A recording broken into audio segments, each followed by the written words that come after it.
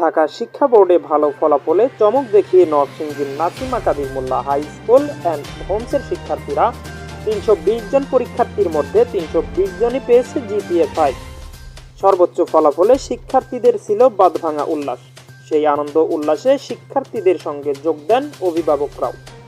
ভালো ফলাফল পেয়ে আনন্দে কাঁদতেও দেখা যায় কাউকে। চলতি বছরের মাধ্যমিক স্কুল সার্টিফিকেট, এসএসসি ও সমমানের পরীক্ষার ফলাফল আজ একযোগে প্রকাশিত হয়েছে। এবছরের এসএসসি ও সমমানের পরীক্ষার ফল সমন্বিতভাবে প্রকাশ করা হয়নি। এসএসসি ও সমমানের পরীক্ষার মতো নিজ নিজ বোর্ড তাদের ফল প্রকাশ করা হয়েছে। এবার পাশের হার ৬৮.৪৫ এবং জিপিএ 5 ১,৩৯,০৩২ জন।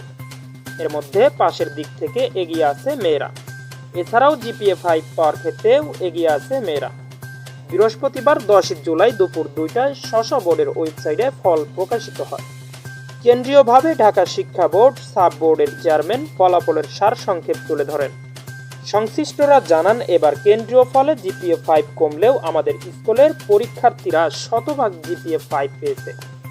এবার 320 জন ছাত্রছাত্রীর পরীক্ষায় অংশ নেয় এবং সব শিক্ষার্থী জিপিএ 5 পেয়েছেন।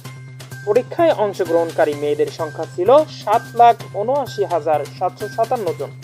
তাদের মধ্যে উত্তীর্ণ হয়েছে 5,51,077 জন।